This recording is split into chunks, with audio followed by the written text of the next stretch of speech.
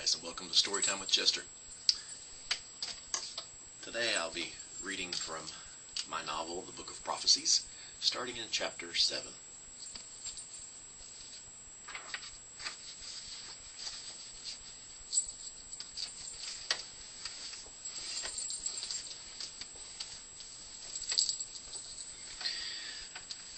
Over the next few days, the group rested and healed.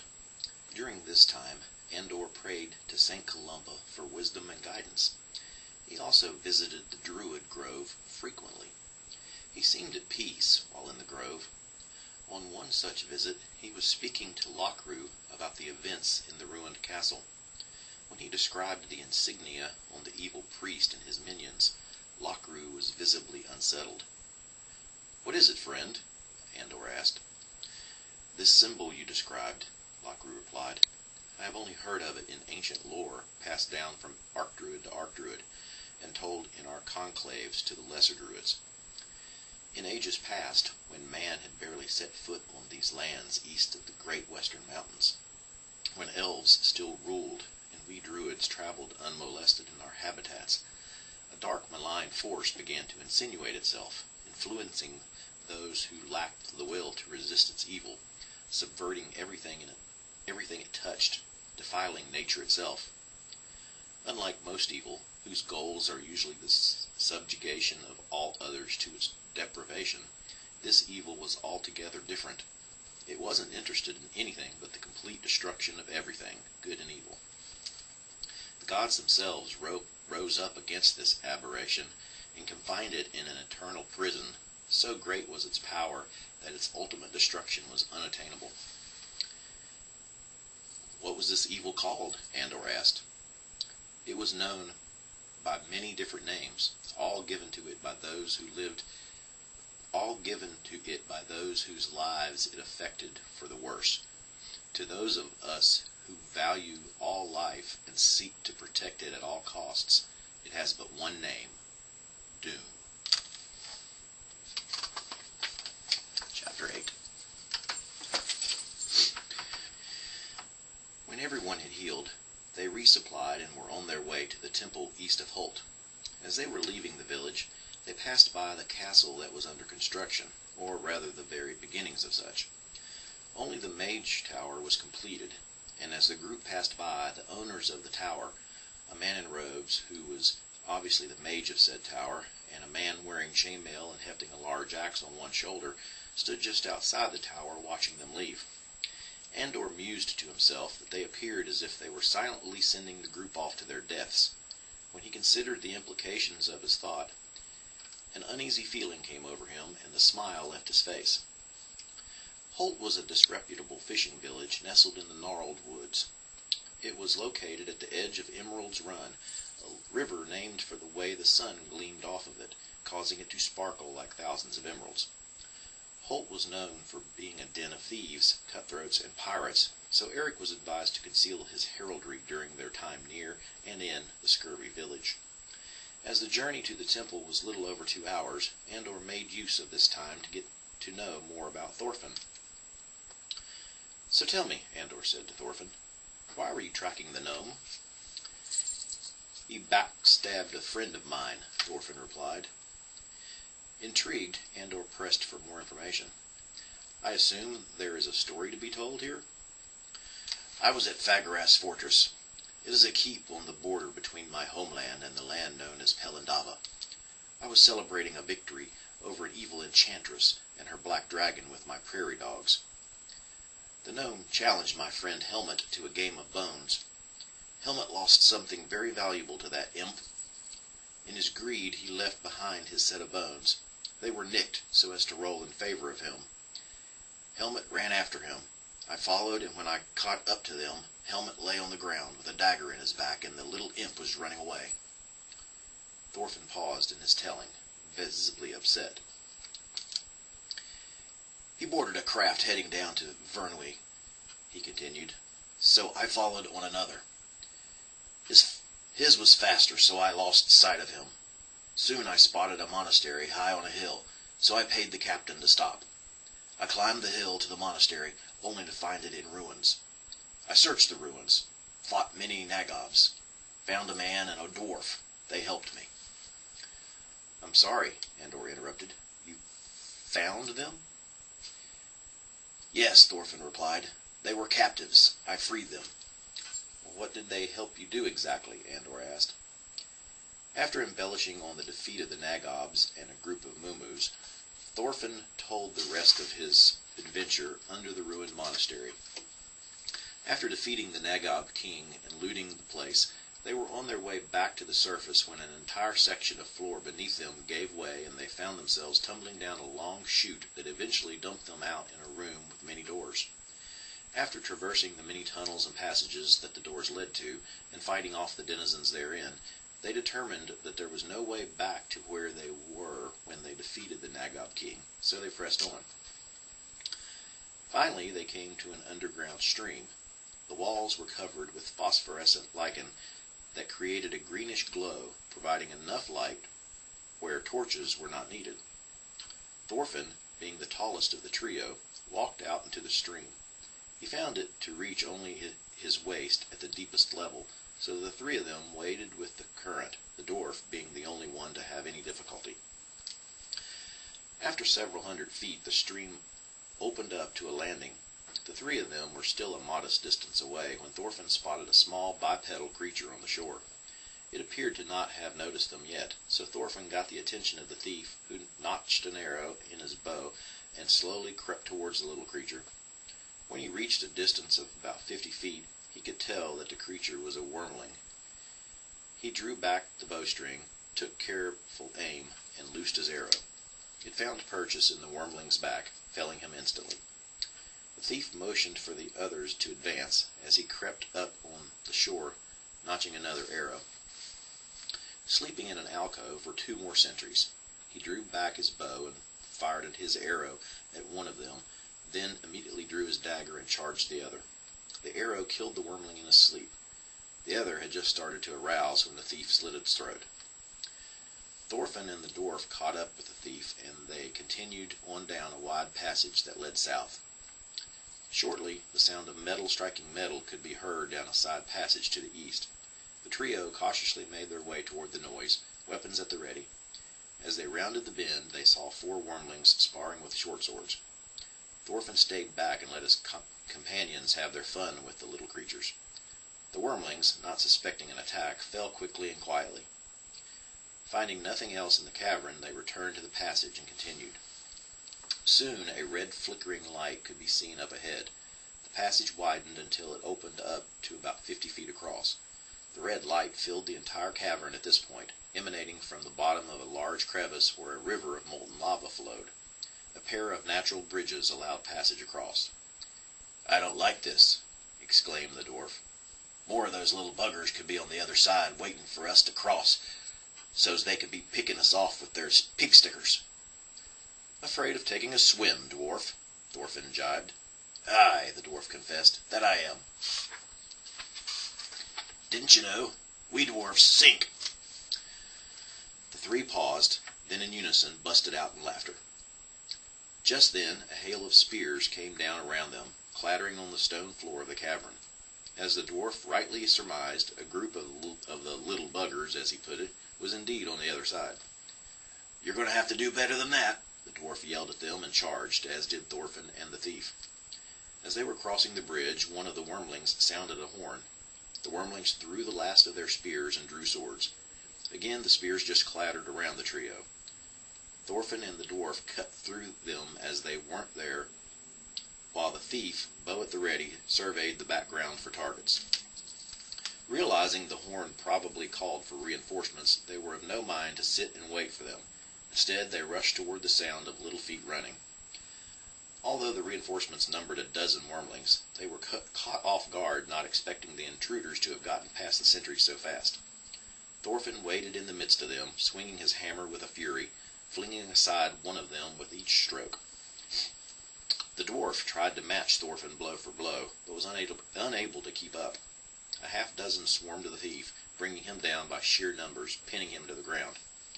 With the other 6 so much splatter on the cavern walls, Thorfinn and the dwarf turned to help pinned thief when another half-dozen came from behind them, led by what could only be their chief, as identified by the belt of gold around his waist. The new wormlings swarmed Thorfinn, attempting to drag him down like their comrades had done to the thief, leaving the chief to battle the dwarf, one-on-one. For a moment Thorfinn was lost from sight by the bodies of the 6 wormlings.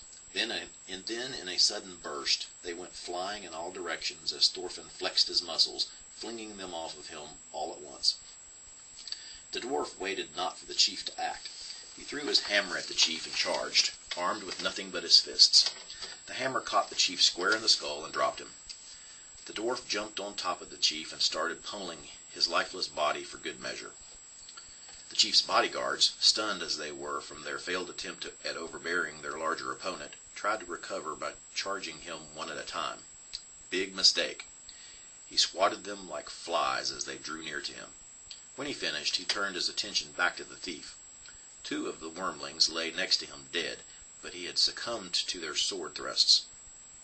As he lay there bleeding to death, the remaining wormlings, seeing that their chief was slain, scurried away before Thorfinn and the dwarf could react. The dwarf was the first to reach the thief, but arrived as he took his last gasping breath. Unable to revive their comrade, the pair continued on even deeper in the underground. After climbing a large flight of stairs, they came up a multiple passage intersection. Not knowing which way to continue, a faint breeze to the southwest made their decision for them. Following the breeze, the passage narrowed to a width that only one of them could advance at a time. Their torches flickered in the breeze, causing an uneasiness to creep over them. After some time, the passage opened into another cavern. From their torchlight, they could make out several small skeletons in the middle of the cavern. As they got closer to the skeletons, they could see that they appeared to be the badly burnt remains of 6 wormlings. "I don't like this," exclaimed the dwarf. "Is there anything you do like?" Thorfinn returned. "There are only 2 things that could cause that kind of damage," the dwarf continued, ignoring Thorfinn's remarks. "Fire magic and dragon breath. If I was putting gold on it, I'd say it weren't no fire magic." "Well then, gird your loins, Master Dwarf," Thorfinn instructed. "If it's a dragon, we be in for a fight." They continued out of the cavern down the passage on the other side. This one was wider than the other, and therefore afforded them the ability to make their approach side by side. After what seemed like an eternity, they came upon what sounded like slow, hard breathing. The dwarf, who was carrying the torch, gulped, looked at the torch, and handed it to Thorfinn. "Here, you're going to need this," the dwarf said. "Where do you think you're going, little one?" Thorfinn asked. "You can't see in the dark. I can," the dwarf replied, and disappeared into the darkness ahead. "Why, that little—" Thorfinn muttered to himself. With the dwarf out of sight, Thorfinn continued very slowly and very quietly. The passage opened up into an enormous cavern, and suddenly Thorfinn felt very vulnerable. Then he spotted it.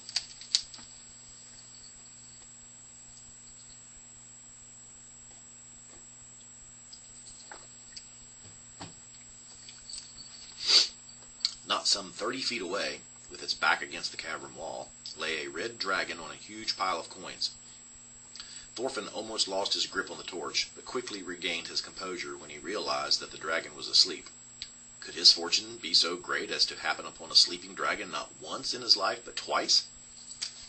He slowly knelt down and gently laid the torch on the cavern floor. Then he proceeded to move stealthily to a flanking position, one that was out of the torchlight. Through the faint light that the torch gave in the huge cavern, he could see that the dwarf had the same idea in flanking the dragon, as he could barely make out the outline of the little fellow on the opposite side of the dragon. Seeing that their moment of surprise would be wasted if they rushed at the dragon due to the noise the coins would make at their first step, Thorfinn decided to make their first and, with any luck, only attack with hurled hammers. He signaled to the dwarf his intentions, pointing out the coins in the hopes that the dwarf would understand. He muttered a quick prayer to Odin and let his hammer fly. His aim was true as it caught the dragon square on the side of the head. Thorfinn wasted no time drawing his sword and rushing the now awakened and furious dragon. His idea was to run up the back of the dragon, thereby avoiding its breath attack. His first step on the ground of coins betrayed that plan, as he lost his footing and fell down. The dragon, stunned by the blow but turning toward the side he was struck from, gathered up the embers of his gut and prepared to fry his attacker. Just as he was about to unleash fiery death onto the prone Thorfinn, the dwarf's hammer hit home on the other side of the dragon's skull. The dragon, its skull exploding in pain from the 2 hammer strikes, quickly diverted its head, and thereby its mouth, towards the direction of the source of its latest agony, and let loose a blast of its fiery breath. The dwarf was unprepared for the swiftness of the attack, and was caught flat-footed as he was engulfed in a roaring ball of fire. Thorfinn wasted not the precious time that the courageous dwarf afforded him. He quickly scampered up the mound of coins and onto the back of the red serpent. With the hilt of his sword clutched tightly in both hands, he plunged the blade in the nape of the dragon's skull just under the protection of its scales. The dragon let out a loud wail and began flailing around, its wings flapping like that of an injured bird. Thorfinn held onto the sword's hilt, using it like a flank strap on a bull, until finally death overcame the evil serpent, and it collapsed in a heap on his treasure hoard. Chapter 9. The journey from Henwick to Holt was uneventful, even rather pleasant. The sun shone in its glory, there was a nice breeze, and all the sounds of nature ushering in the spring was delightful to the ear. Even Devon, his face always masked in a cloak of darkness, seemed more ebullient. Once the group started on the trek from Holt to the temple, however, the atmosphere declined at a rapid pace. The vegetation, once vibrant, now looked almost sickly. The songs of the birds seemed to change to that of warnings. There was no longer a breeze, but rather the air clutched at them as if to smother out their life force. The very light of day even grew darker, as if they had suddenly entered a dense forest. Off in the distance it began as a dark speck, growing as the group came closer, drawing the surrounding light into it like a black hole destroys all that it comes in contact with. All sounds of life ceased at that moment, and a sense of foreboding came over the entire party. Then, like a flood, their senses were assaulted by all manner of evil. Bone-chilling wailings of thousands of souls being tortured all at once split their eardrums. The rank, foul smells of rotten decay filled their nostrils to the point of nausea. The vegetation came to life and bit and clawed at their flesh until they could taste their own blood. Demonic apparitions twisted and writhed all about them, trying to merge with their bodies. "Fear not, comrades," Devon shouted. "We shall smite all that assail us." "A wise man feareth, and departeth from evil," Andor countered, "but the fool rageth, and is confident." "Would you have us flee, priest?" Devon asked. "Nay," Andor answered. "Just proceed with caution. We know not what it is that assaults us like this." "Evil," Eric stated. "Pure evil. I can feel it all around us. This whole place. It's as if we've entered into the abyss." The group drew their weapons and slowly advanced upon the temple. Andor's Journal. Starday 8/12/24. After investigating the upper level of the temple, several things have been learned. 1. The inhabitants seem to be worshipping the elements. We encountered mostly humanoids and undead, who were being controlled by an earth priest. We found a note reflecting an apparent conflict between the forces of the earth and water temples. Also, there are several large bronze double doors bearing runes and wards, and chains with locks as if to keep something inside. An uneasy feeling comes over me every time I see one of those doors. We have yet to breach any of them. While we defeated these creatures, we were wounded and in need of rest. Jovan noticed a tower in one corner of the compound, topside, that seemed to be intact. We will hold up there if possible. One other note. We found prisoners and set them free. Several joined us as men-at-arms. 2 others, Salel, an elf, and Kelwin, a gnome, joined the group. We were ambushed by a band of brigands in the tower. With the fighting prowess of Eric and Thorfinn, we dispatched those rogues. Thankfully, we all survived the attack, although we lost our men-at-arms. May their souls find comfort in the arms of St. Columba. The tower seems to be a good place to rest and heal between forays. Starday 9/12/24. The second level contains much worse hazards than the previous. 3 other elemental temples, air, water, and fire, exist herein. They all seem to be warring against the other, for what purposes I do not know. We rescued more prisoners, 2 of elven nobility. We also captured a thief who told us that the level below was fearsome creatures such as 2-headed giants and demons. we agree to escort the nobles to safety and supply for a hard fight ahead.